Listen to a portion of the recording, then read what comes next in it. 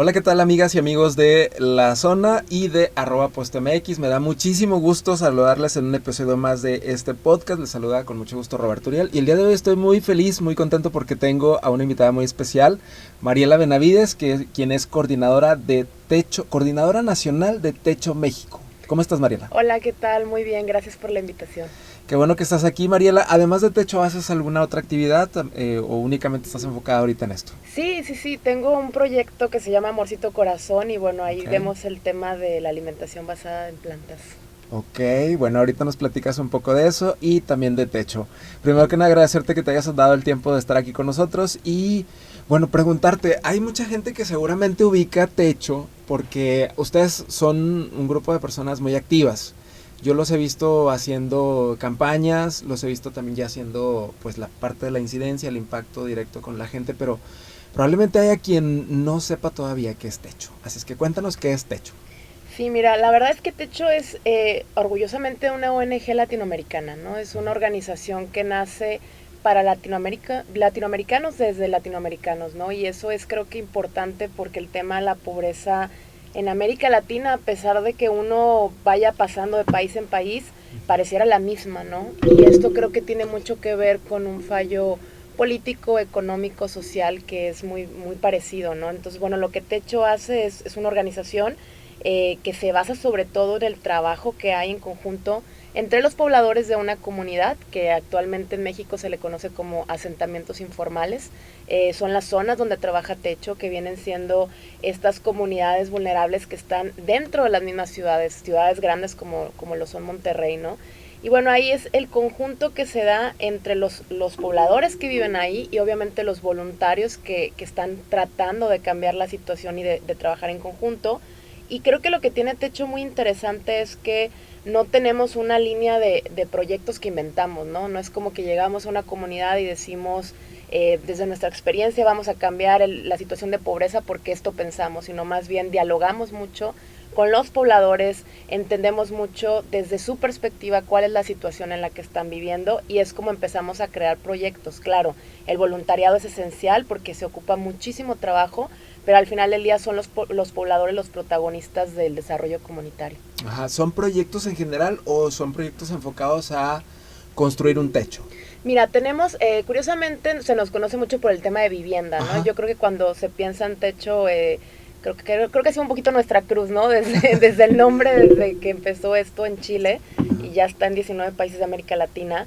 Pero sí, realmente como lo que contaba, ¿no? Nosotros llevamos a una comunidad, preguntamos cuáles son las necesidades, pero también las problemáticas. Entonces, va a variar mucho los proyectos. El tema de vivienda para nosotros es muy importante levantar un encuestamiento, saber quién actualmente necesita la construcción de una vivienda de emergencia, se construye obviamente, pero a la par hay proyectos desde educación, salud, fomento del trabajo y también proyectos de infraestructura comunitaria.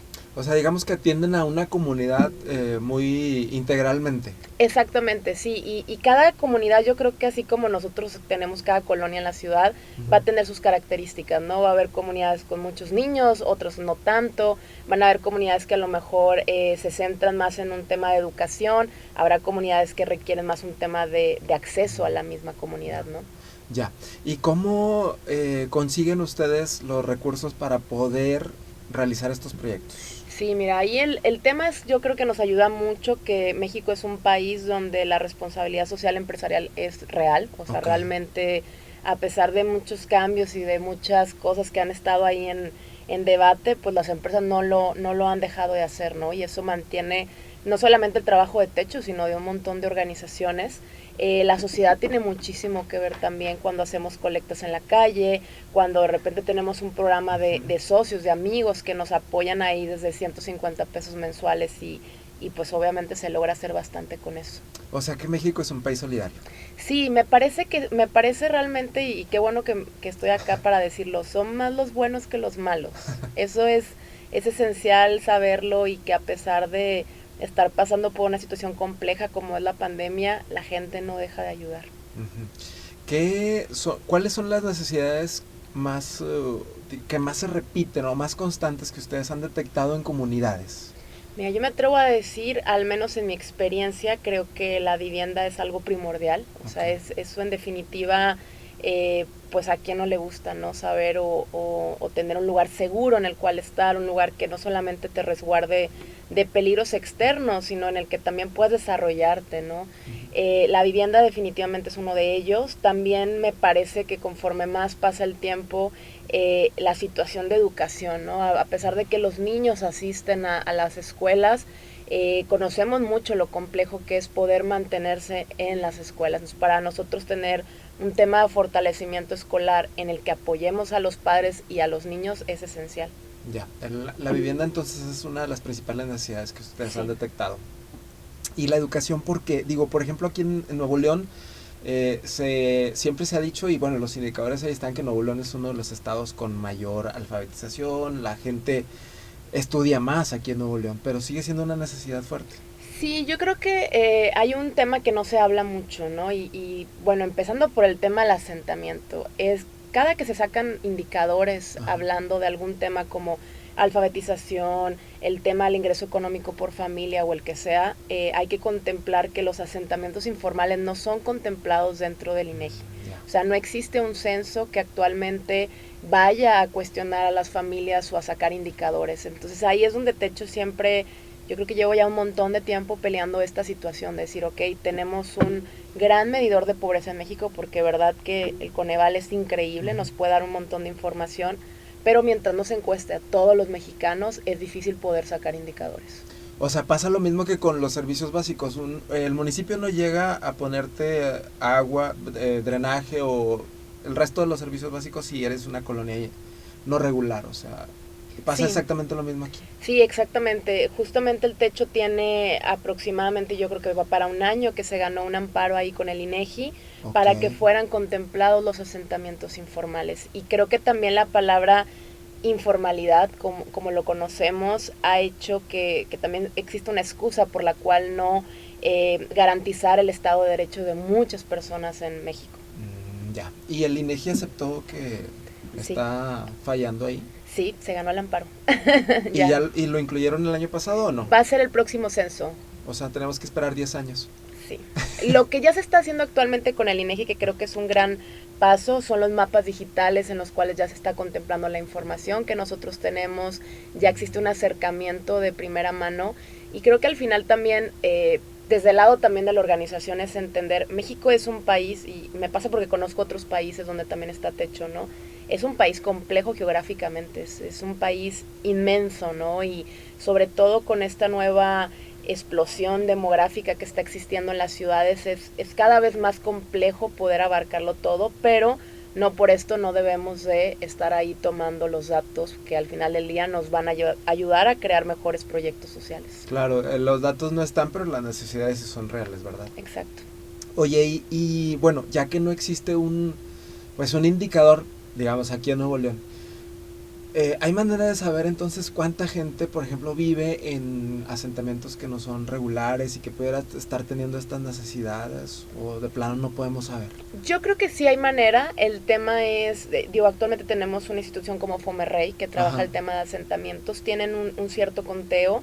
La única situación que también ha pasado es, ha existido un crecimiento exponencial de asentamientos informales. ¿Por qué? Porque hoy en día se creía más bien que el tema del asentamiento informal en Nuevo León eran personas que migraban a la ciudad de diferentes estados, ¿no?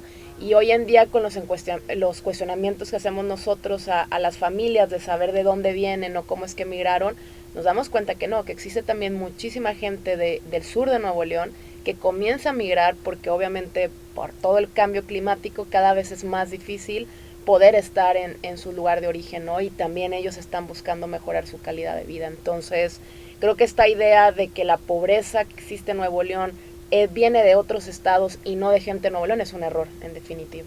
Hay gente de aquí del mismo Nuevo León. Exactamente. Sí. Ya. Entonces, ¿y el Coneval sí tiene estos registros o tampoco?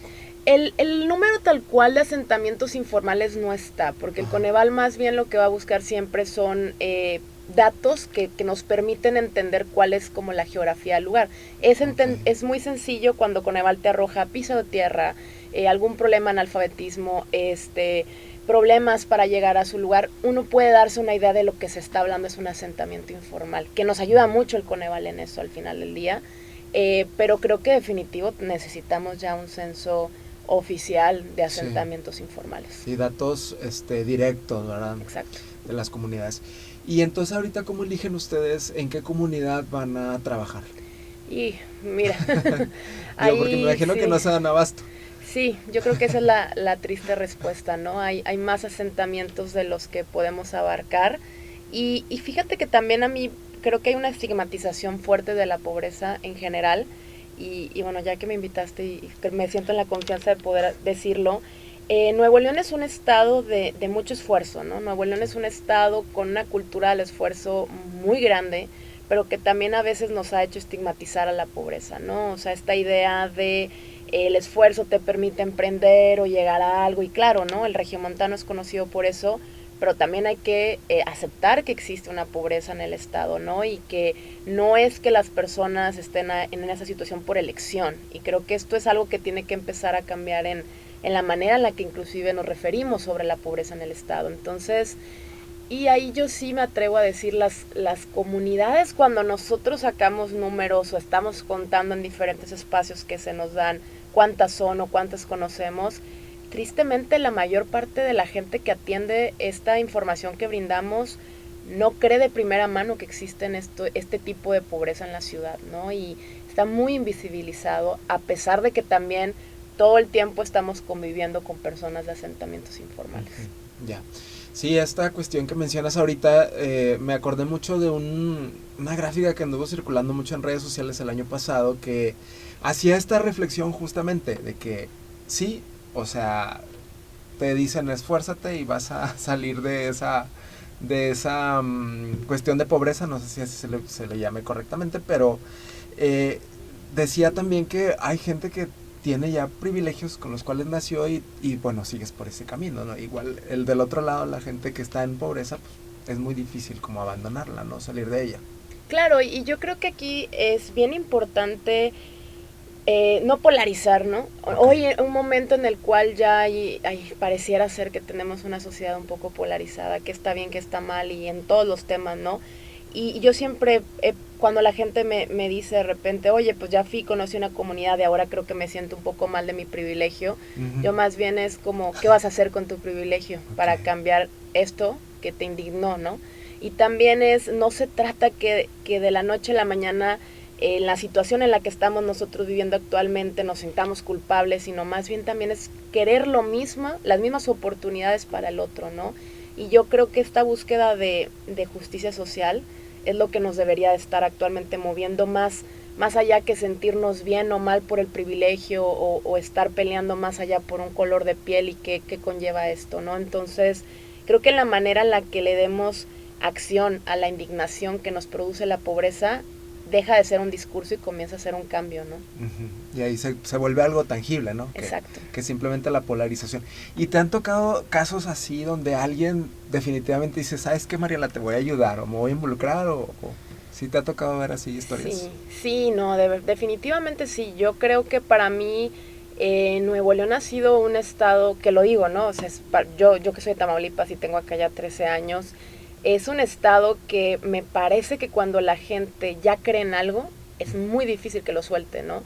Y se convierte más en un tema de compromiso y nos pasa con el tipo de voluntariado que tiene Nuevo León, las empresas, ¿no? O sea, Nuevo León es un lugar donde si una empresa dona, trae consigo 3 o 4, porque ya fue y contó, ¿no? Ya fue y dijo y lo toma como algo de ellos. Y creo que eso es algo muy rescatable de la ciudad, del estado en general. Claro, sí, y qué bueno, digo, porque aquí hay muchísimas empresas y qué bueno que están conscientes y donando. Claro. Oye, Mariela, y bueno, ¿cómo es que llegaste tú a Techo? Cuéntanos ahora un poco de ti, digo, ¿hubo ese momento en que tú también te diste cuenta, sabes qué, se necesita y tengo que entrarle? Sí, mira, la verdad es que yo creo que un poco ingenua en la universidad, yo vengo de, pues te digo, de Tamaulipas, mi familia había estado involucrada en una campaña médica muchos años en la que yo creía que conocía el tema de pobreza. Okay. Llegué a Nuevo León y intenté ser voluntaria en diferentes organizaciones. No, o sea, ya lo traías. Lo traía un poco, pero la verdad es que cuando intenté ser voluntaria me parecía que lo que estaba yo experimentando en las organizaciones a las que visitaba era un poco paternalista o asistencialista, ¿no? Y no es que esté mal, pero no era lo que yo estaba buscando hacer, ¿no? Y de repente vi algo en la televisión sobre techo en Salvador, en aquel entonces se llamaba Un Techo para Mi País, y me pareció como, wow, o sea, estos jóvenes que salen ahí se ven activos, y yo más bien quiero algo así, ¿no? Entonces llamé, y me dijeron que justo estaban en México también. Y creo que la magia que hay en Techo es que siempre lo digo, a ver, no va a ser, no es una experiencia curada, ¿verdad? No van a tomarte y llevarte y decirte paso a paso, van a llevar y te van a invitar a ir a una comunidad y conocer un asentamiento informal. Y yo creo que este choque de realidad es el que permite justo horizontalizarnos, ¿no? Para mí, pues que una directora en ese entonces de la organización me dijera, te veo el sábado a las 8 de la mañana y te voy a llevar a una comunidad, y ponerme a encuestar a una familia y ver qué se necesitaba hacer, fue impactante. O sea, para mí ahí sí fue un momento en el que dije, esto es pobreza. Definitivo, lo que yo conocía como pobreza no era pobreza. Esto es una pobreza que, más allá de solamente ser algo que lastimaba o que dolía, que actualmente lo digo, cuando la gente me pregunta, me imagino que estás ahí porque te gusta mucho. No, estoy aquí porque me indigna mucho lo que veo. Estoy aquí porque estoy enojada. Y creo que a veces este tipo de sentimientos o emociones se pueden canalizar de manera positiva, pero en definitiva hay que empezar a quitarle estas emociones a veces súper positivas al ayudar, y estas cosas de llevarnos lo mejor y sonrisas, ¿no? También estamos aquí porque hay muchas cosas que no nos parecen, y yo creo que desde aquel día al día de hoy agradezco mucho que una organización simplemente me pusiera en el ruedo y dijera, a ver cómo lo tomas y qué vas a hacer con esto, ¿no? Entonces eso cambia mucho. Ya, entonces Techo no se le puede considerar asistencialista. Mira, yo siempre he pensado, y hay momentos en los cuales uno tiene que ser asistencialista, ¿no? Okay. Un sismo, un huracán, una inundación, claro. Algo como la pandemia, donde hoy en día hay familias que no tienen que comer. Claro, hay que hacerlo, pero me parece también que de repente es como si quisiéramos más bien cobijar, ¿no? A las personas con las cuales estamos trabajando. Y a veces eso pasa con el asistencialismo. Creo que hay un poco de ego también ahí involucrado en decir, yo vengo a ayudar, pero porque también eso a mí me pone en una cierta posición, ¿no? Y es algo muy arraigado en el mexicano, eso sí creo que me atrevo a decirlo abiertamente, pero creo que hay que cambiarlo. Hay que también confiar mucho en que lo único que nos diferencia de estas personas han sido las faltas de oportunidades y la desigualdad, pero son igual como nosotros, ¿no? Y que lo que tenemos que hacer allá es ser aliados, es empezar a trabajar por lo que estas familias merecen, ¿no? Igual que nosotros lo tenemos actualmente. Sí. Sí. ¿Y ahorita en qué comunidades están trabajando aquí en Nuevo León? Mira, tenemos actualmente, de hecho, tenemos un gran reto en esta pandemia, porque justamente tenemos 3 municipios, sobre todo 2 municipios que son Juárez y Monterrey, donde se está concentrando la mayor parte de nuestro trabajo. En Juárez tenemos ahí Montebello, tenemos a Los Valles, están los Naranjos, en Monterrey tenemos a la Aliancita y toda esa zona que bueno, no nada más es la Aliancita, ¿no? Se abre Riberas del Río y un montón, Renacimiento Unido, toda esa zona ha sido una zona que ha crecido exponencialmente y que siguen creciendo los asentamientos. Entonces queremos realmente mantenernos ahí, porque también son los mismos pobladores los que nos han estado llevando por esas zonas, ¿no?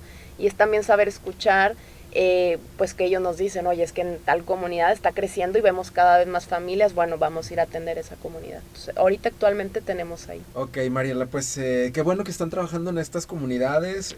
Igual ahí es lo mismo, educación, si hay necesidad de techo, alguna otra cosa que estén haciendo. Sí, ahí. Hay mucho todo el tema de infraestructura comunitaria. Obviamente, como lo estabas comentando tú, la falta de servicios es una realidad. Okay. Y con la falta de servicios viene también el que no existan banquetas, en que las calles no estén bien trazadas, en que si una persona tiene algún tipo de discapacidad y necesita estar en silla de ruedas, es muy difícil poder llegar o trasladarse en la comunidad. Entonces también existen estos proyectos en los cuales la comunidad empieza a ser voluntarios de ahí mismo, y comenzamos a trabajar en banquetas y soluciones.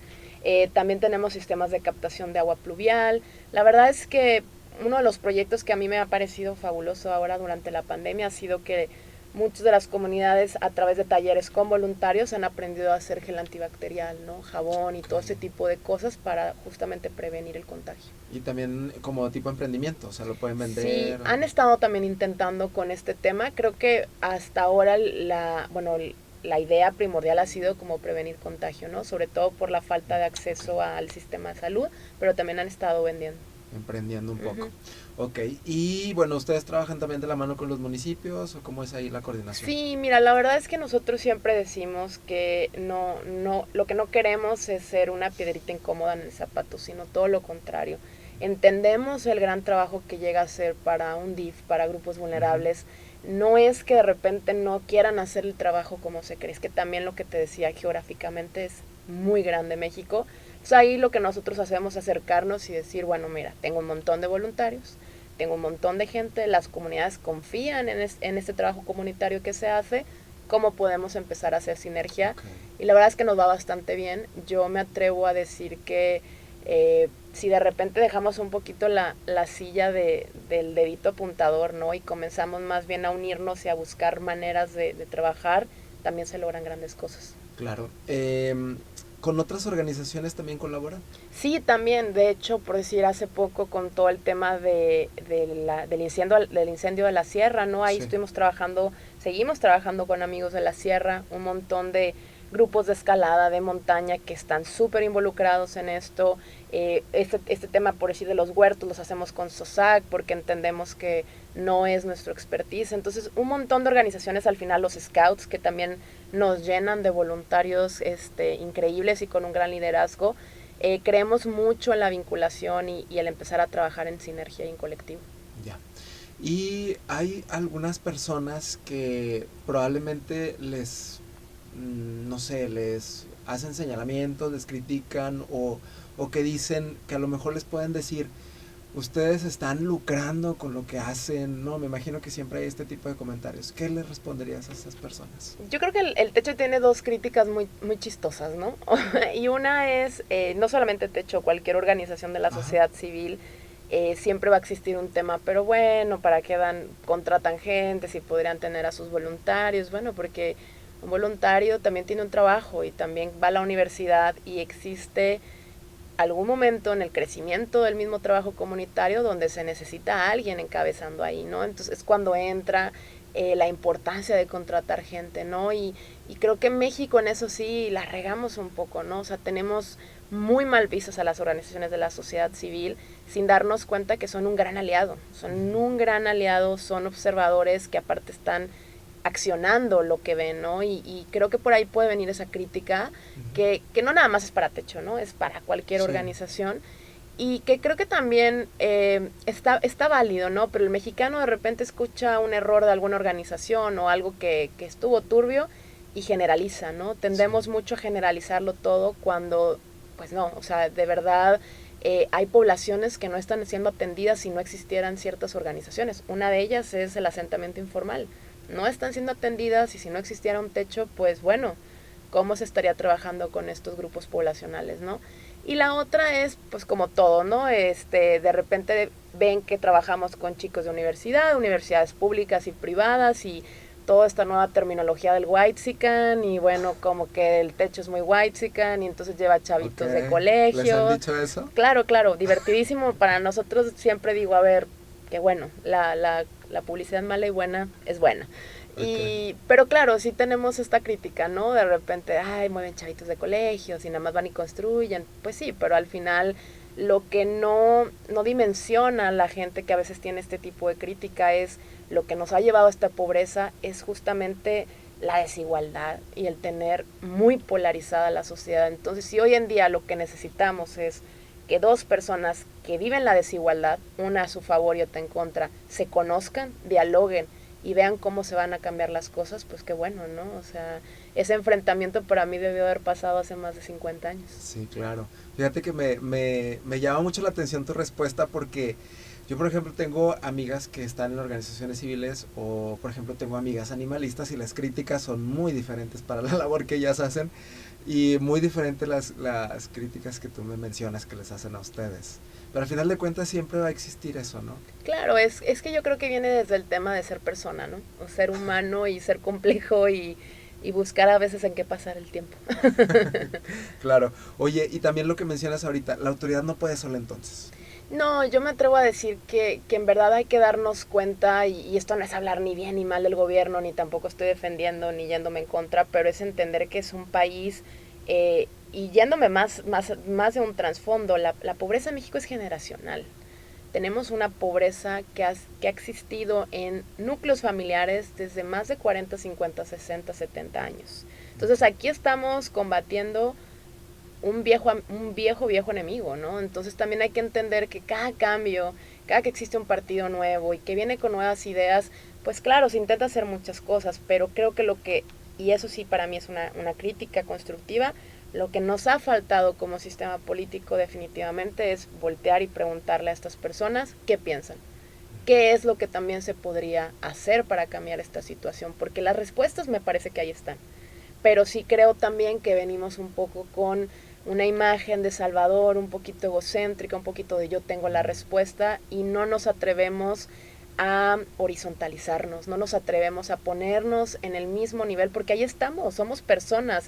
Desgraciadamente en algún momento nos la creímos y nos subimos 4 escaloncitos arriba para pensar que lo que yo quiero ofrecer o aportar en temas de pobreza va a venir a solucionarlo, y no alguien que actualmente la vive todos los días, ¿no? Claro, ¿y estas desigualdades se podrían eliminar? Es un gran tema. Uy, es un ¿Podría gran suceder eso? Yo me atrevo a decir, lo estoy viendo mucho en las nuevas generaciones, no por decir que las pasadas no lo hicieron, no para nada, pero creo que hoy en día, a pesar de hay cosas en las que estoy o no estoy de acuerdo, sí creo que existe hoy una fuerza en el tema de la población millennial, centennial, donde están buscando eliminar el tema de discriminación de cualquier manera. Y yo creo que es un gran paso, porque la discriminación suele estar muy ligada a un tema de desigualdad social. En México se dice mucho, pues es que México es un país clasista y no racista. Bueno, sí, pero vámonos al color de piel de las personas que habitan los asentamientos y yo te voy a decir que blancas no son. Entonces, ¿en qué momento también ser clasista se convirtió en algo un poquito mejor que ser racista? Entonces, eso yo lo veo como una ventaja de saber que estas nuevas generaciones dicen no a la discriminación de cualquier tipo, y creo que al menos está haciendo que el tema de pobreza esté en el diálogo, esté en el debate y empiece a ser como comentada. O sea, cuando menos lo tenemos presente y estamos actuando. Sí. Sí. Quién sabe si lleguemos a Esperemos. eliminarlo. Sí. Ya. Oye, bueno, y antes de que se nos acabe el tiempo, el otro proyecto que me comentabas que traes de alimentación. Sí, de alimentación. Fíjate que yo, ahí hace 3 años sufrí como un tema de salud muy fuerte, o sea, dentro de lo que me pasó perdí un riñón. Okay. Y yo casi creo que los jóvenes somos estas personas que hasta que nos pasa, de repente nos cuestionamos qué pasa con la salud, ¿no? Y bueno, para mí fue un cambio de vida radical, ¿no? De la noche a la mañana, de hospitales y de todo. Y hoy en día me he estado enfocando mucho a crear un poco de conciencia sobre lo que es sin etiquetas, sin decir como que si soy vegana, que si soy vegetariana, que si soy, no importa, ¿no? Es solamente cambiar hábitos, empezar a comer mejor, entender cómo el hecho de vivir en el cuerno de la abundancia que es México nos puede traer un montón de beneficios en temas de alimentación. Y pues he estado impartiendo talleres, tengo algunos productos también basados en plantas y bueno, sobre todo brindar información. Pero básicamente entonces comes plantas. Sí. Puro vegetal. Puro vegetal, que bueno, ahí están los granos, las frutas, las verduras y excelente. Ya. Sí. Oye, pues miran, esa parte no la sabía, entonces a raíz de que pierdes el riñón tienes que empezar a cuidarte. Sí, sobre todo a mí me sacó mucho de ahí, ¿no? Y actualmente soy una paciente renal que no acude al hospital, eso está bien padre. Y es creo que mucho por mi alimentación. Por la alimentación. Sí. Otros pacientes que solo tienen un riñón tienen que estar en constante chequeo. O pueden estar ya en diálisis, ¿no? Que justamente es algo que aflige mucho al país, el tema de las enfermedades y que bueno, a mí en algún momento me gustaría ligarlo con pobreza. el empezar a brindar talleres o crear también recetas en temas de la canasta básica que las mismas familias puedan empezar a desarrollar para prevenir temas de enfermedades. Claro, no, seguramente muchas de las personas que te van a escuchar se van a identificar, digo, porque también es algo súper común, la diálisis. Sí, sí, sí. Y hay un área de oportunidad ahí con la alimentación entonces. Sí, claro. Ya. Pues entonces, ¿a dónde te puede preguntar la gente alguna duda? ¿Dónde te puede pedir más información tanto de techo como de la alimentación? Claro, mira, mi correo es mariela.benavides@techo.org. Tenemos ahorita, que bueno que me dices, una gran meta que es llegar a 70 viviendas de aquí a diciembre por el tema del hacinamiento que está sucediendo por COVID. Y bueno, tenemos una meta grande a la cual llegar, entonces invito no solamente a las empresas, sino también pues personas de la sociedad que digan, yo tengo esta idea, puedo recaudar o puedo juntar o puedo lograr que, no sé, algo se logre ahí. Escribirme a mi correo, mariela.benavides@techo.org. Tenemos Techo México en Instagram, en Facebook también. La página es www.techo.org/México. Y bueno, ahí en el tema de la alimentación, claro, encantada de poder brindar información. Me encuentran en Instagram como amorcito.corazón con _N. ¿Ese es tu Instagram personal? Sí, amorcito.corazón. Muy bien, hasta vamos a buscar entonces. Gracias. Oye, ¿y siempre necesitan ayuda? O sea, si alguien te manda un inbox y quiero ser voluntaria de techo. Siempre estamos necesitando. Ha tenido que haber como una readaptación por el tema virtual y lo estamos hasta ahora logrando. Inclusive tenemos pláticas con la gente de comunidad entre semana y por celular, etcétera. Y sí estamos asistiendo con mucho cuidado. ¿Qué tipo de ayuda necesitas? O sea, ¿qué persona te puede ofrecer su ayuda? Mira, una persona que dice el fortalecimiento escolar es lo mío y en mi tiempecito sí voy a ayudar. ¿Doy cursos, doy clases? Claro, ya existe ahí una capacitación previa en techo, entonces no importa, no tienen que ser maestros de carrera, claro que no. Hay un montón de proyectos, por decir, ahorita en una comunidad están poniendo banquetas con cilindros de cemento. Pues imagínate, son miles y miles que nos llegan cada semana, bajarlos del camión, acomodarlos. O sea, de verdad que trabajo físico también tenemos todos los fines de semana, ¿no? Ok, ¿esos serían los fines de semana únicamente? Sí, actualmente están viendo los fines de semana, sobre todo para cuidar el tema de contagio. O sea, entendemos que las comunidades tienen que cuidarse todavía a veces más que nosotros por el tema de pobreza. Claro, ojalá que alguien que nos escuche le mueva un poquito y diga, bueno, yo quiero ayudar, y que te manden un inbox. Muchas gracias. Mariela, muchísimas gracias por habernos acompañado aquí en la zona. Esperamos que vuelvas próximamente, ¿no? Claro. A compartirnos más de tu experiencia, de todo lo que has aprendido y de lo que has vivido en las comunidades. Muchas gracias a ustedes. Gracias, Mariela, y nosotros nos vemos en el siguiente episodio de este podcast La Zona. Sigan a @postmx y también les dejo mis redes sociales. Yo estoy como @RobertoUriel y nos vemos en el siguiente episodio.